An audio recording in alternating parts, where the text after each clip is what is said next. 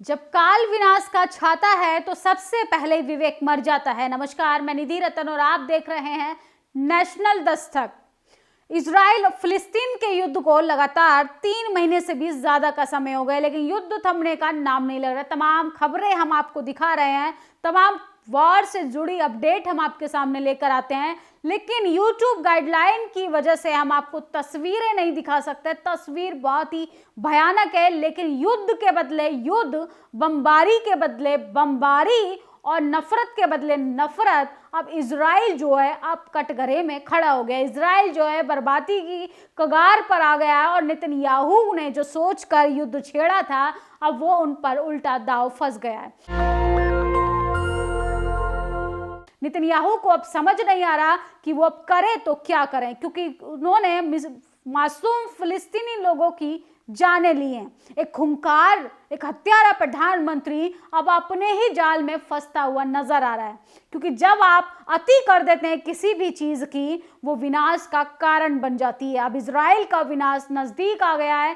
कैसे लगातार फिलिस्तीनी रेजिडेंट इजराइल पर रॉकेट दाग रहे हैं, मिसाइलें दाग रहे हैं, यहां तक कि इजरायली सैनिकों को चुन चुन कर मार रहे हैं, जबकि इजरायली स्नाइपर जो हैं वो हमास के सैनिकों पर भी वार कर रहे हैं। लेकिन हमास के सैनिक इजरायली सैनिकों को चुन चुन कर मार रहे हैं और इजरायली सैनिक अब ऐसा लगता है कि युद्ध की नीति में अब फेल होता नजर आ रहा है। ऐसा लगता है कि इजरायली सैनिकों ने अब युद्ध से हार मान ली है। शायद वो अपना कदम पीछे हटाना चाहते हैं, लेकिन चाहकर भी वो युद्ध से अब वापसी नहीं कर सकते, क्योंकि उन्होंने जो अति की थी, नेतन्याहू ने जो बर्बरता की थी, नेतन्याहू की जो क्रूरता थी, वो अपने ही सैनिकों को अब कैसे निशाना बनवा रही है। जैसे जैसे उसने फिलिस्तीनी लोगों को मारा था गाजा पट्टी में, लगातार अपनी मिसाइलों से मासूम बच्चों की, महिलाओं की, वहां के बुजुर्गों की, वहां के अस्पतालों पर, स्कूलों पर, वहां के रेजिडेंटी इलाकों में किस तरीके से बमबारी की थी,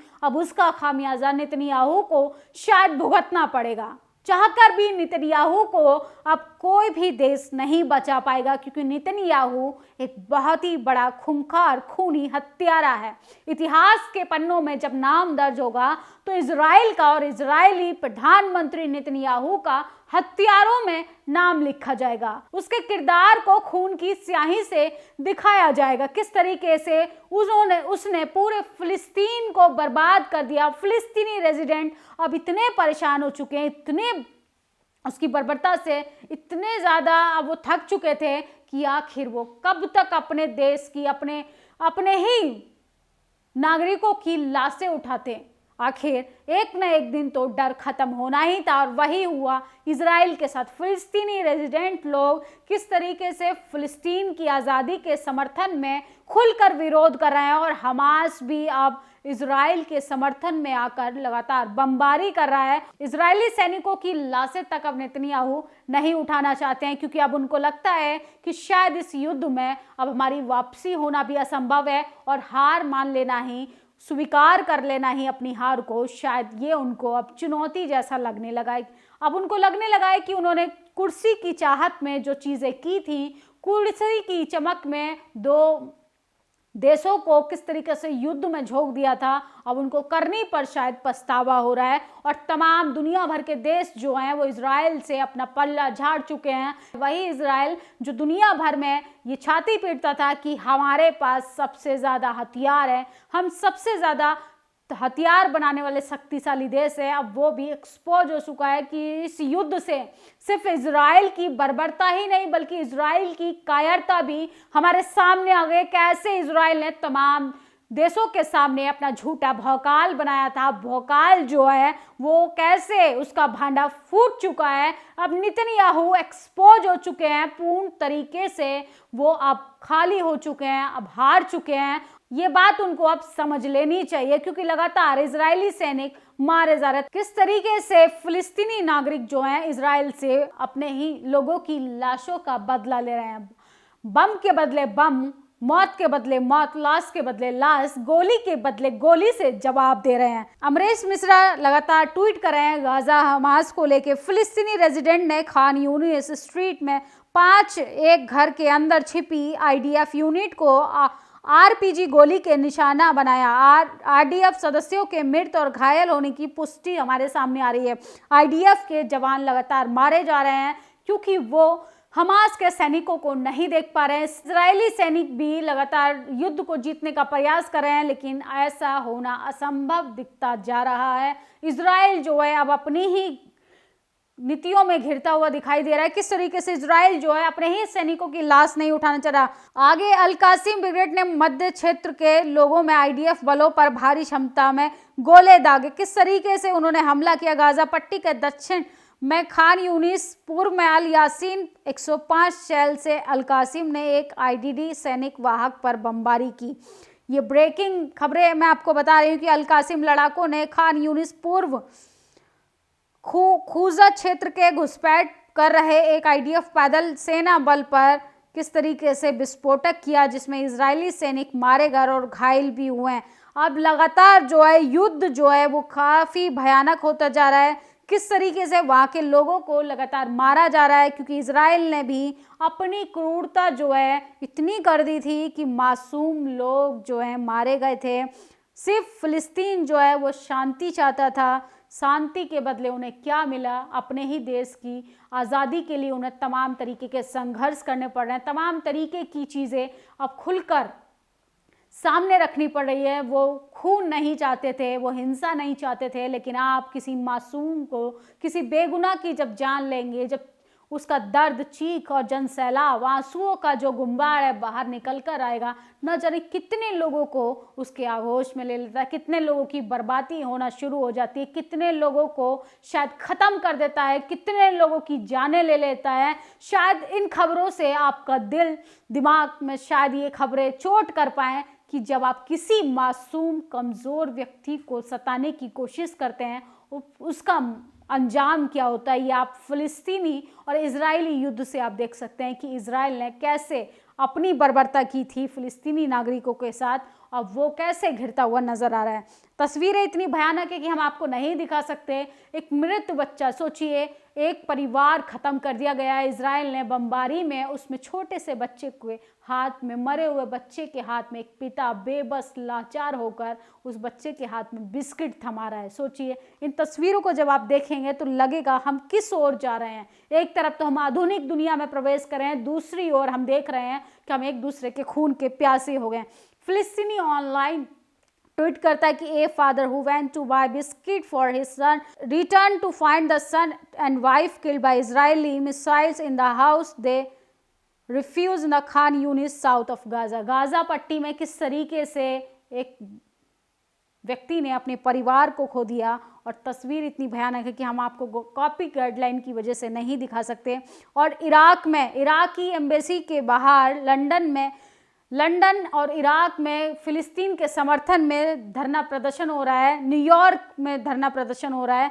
और सोचिए, लगातार लोग जो हैं दुनिया भर में धरना प्रदर्शन कर रहे हैं। तस्वीरें लगातार धरना प्रदर्शन की हमारे सामने आ रहे हैं। सोशल मीडिया पे लगातार आप देख सकते हैं कि इजराइल जो है अब घुटनों के बल आ चुका है। इजराइल जो है बर्बादी की कगार पे आ चुका है। इजराइल का व्यापार से लेके उसकी आर्थिक स्थिति भी अब संकट में आ चुकी है। इजराइल ने जिस तरीके से फिलिस्तीनी लोगों के साथ बर्बरता की थी, उनका खाना पानी, यहाँ तक कि रहने वाली जगहों पर भी उन्होंने मिसाइलें दागी थी। अब इजराइल की सामत आ चुकी है। अब खुलकर हमास, गाजा पट्टी के लोग, फिलिस्तीनी लोग जो हैं अब हथियार उठाने के लिए मजबूर हो गए हैं, क्योंकि अब जो है अपने अत्याचारों का बदला लेने के लिए खुलकर विरोध कर रहे हैं। क्योंकि अत्याचार जो है वो इतना बढ़ चुका था कि अब फिलिस्तीनी नागरिकों को ये समझ नहीं आ रहा था कि अब क्या किया जाए। सोचिए, फिलिस्तीनी नागरिक सिर्फ चाहते हैं, दुनिया भर के देश ये चाहते हैं कि फिलिस्तीन को आज़ाद किया जाए, फिलिस्तीन के नागरिकों को ना निशाना बनाया जाए।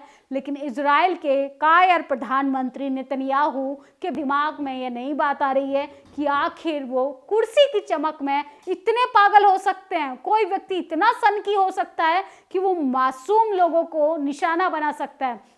फिलिस्तीनी नागरिकों के साथ उसने इजरायली नागरिकों को भी युद्ध में ढकेल दिया, अपने ही देश के नागरिकों के साथ किस तरीके की बर्बरता कर रहा है, अपने ही देश के सैनिकों को किस तरीके से वो मरने के लिए छोड़ दे रहा है। सोचिए, जो नागरिक, इजरायली नागरिक जो सेना में नहीं जाना चाहते, उनको जेल की सलाखों के पीछे भेज रहे हैं नेतन्याहू। ये होती है एक कायर, खूंखार और एक सनकी प्रधानमंत्री की सनक। जब कुर्सी की चमक में कोई आदमी पागल होता है तो किस तरीके से मासूम लोगों की जानें भी उसके लिए कोई अहमियत नहीं रखती हैं। सोचिए किस तरीके से इस दुनिया में आप प्रेम से सब कुछ जी सकते हैं, लेकिन जब आप बर्बरता पे आएंगे, जब आप अत्याचारों पर आएंगे, जब आप अपनी अमानवीय घटना करने पर आएंगे, तो उसका अंजाम आपको भी भुगतना पड़ेगा। उसका भी खामियाजा नेतन्याहू को भुगतना पड़ेगा, उसका खामियाजा इजरायली नागरिकों को भी भुगतना पड़ रहा है। दुनिया भर में, इराक हो, लीबिया हो और जॉर्डन हो, तमाम कंट्रीज, लंदन, न्यूयॉर्क जैसी बड़ी कंट्रीज में सोचिए फिलिस्तीन के समर्थन में लोग धरना प्रदर्शन कर रहे हैं। जब हम धरना प्रदर्शन में लोगों की संख्या देखेंगे, जहां तक दूर दूर तक नजरें जाएंगी, वहां तक आपको फिलिस्तीनी झंडे के साथ लोग सिर्फ यही नारा लगाते हुए नजर आएंगे कि फ्री फिलिस्तीन, फ्री फिलिस्तीन। लेकिन नेतन्याहू को अब ये बात समझ लेनी चाहिए कि जब अंत होता है या किसी चीज़ की अति हो जाती है तो उल्टा वो चीज़ हमारे ऊपर पड़ने लगती है। किस तरीके से नेतन्याहू ने शायद कुर्सी की सत्ता की चमक में फिलिस्तीन को कब्जाने की कोशिश की, फिलिस्तीनी नागरिकों को नहीं छोड़ा, फिलिस्तीनी स्कूलों को नहीं छोड़ा, कैसे उसकी व्यवस्था पूरी चौपट कर दी। वहाँ के स्कूल, वहाँ का रिहायशी इलाका, वहाँ की मस्जिदों को, वहाँ के अस्पतालों को ख़त्म कर दिया। सोचिए एक घर बनाने में कितना उम्मीद है, कितनी आस, कितनी श्रद्धा, कितना अरमानों से कोई व्यक्ति घर बनाता है, और इजराइल ने तो पूरा देश को ही शमशान घाट में तब्दील कर दिया, लाशों की कतारें लगा दी। और अब जो है उल्टा ही दाव फंस गया नेतन्याहू का। अब नेतन्याहू सोचने पर मजबूर हो गए हैं कि अब करे सो क्या, क्योंकि इजरायली सैनिकों की संख्या लगातार घटती जा रही है और अपने ही नागरिकों को जबरन इजरायली सैनिक में शामिल करने के लिए मजबूर कर रहे हैं। जो सैनिक सेना में नहीं जाना चाहते हैं, जो युद्ध नहीं लड़ना चाहते हैं, उनको जबरन जेल की सलाखों के पीछे भेजा जा रहा है। ये होता है कुर्सी की सत्ता की चमक में कोई सनकी व्यक्ति कैसे अपनी सनक को बरकरार रखने के लिए मासूम नागरिकों को, मासूम सैनिकों को युद्ध में धकेल रहा है। सोचिए दूसरे देशों के साथ तो उसने बर्बरता की ही, अपने ही देश के लोगों के साथ वो किस तरीके की घटिया अमानवीय घटना को अंजाम दे रहा है। मैं आखिर में यही बात बोलूंगी कि इस दुनिया में अगर आप शांति चाहते हैं तो वो प्यार से होगी, प्रेम से होगी, दया से होगी, करुणा से होगी। इसलिए बुद्ध की वो लाइन मैं हमेशा कोट करती हूँ कि दुनिया को युद्ध नहीं, बुद्ध की ज़रूरत है। गौतम बुद्ध ने अंगुलीमाल को मारा नहीं बल्कि उसको बदल दिया। तो आप प्रेम की भावना, आप दया की भावना, आप करुणा की भावना, आप मैत्री की भावना किसी व्यक्ति पे रखेंगे तो शायद वो खुशहाल समृद्धि का पात्र बने। लेकिन आप नफरत से किसी भी व्यक्ति के प्रति नफरत को नहीं ख़त्म कर सकते हैं। ये इजराइल फिलिस्तीन के युद्ध में साफ दिखाई देता है। शुक्रिया। नेशनल दस्तक की आपसे गुजारिश है कि अगर इसको बचाना चाहते हैं तो नेशनल दस्तक को सब्सक्राइब करने के लिए रेड कलर के सब्सक्राइब बटन को दबाएं, फिर बेल आइकन की घंटी दबाएं। नेशनल दस्तक को बचाने के लिए बहुत जरूरी है कि हर खबर को शेयर करें, लाइक करें, कमेंट जरूर करें।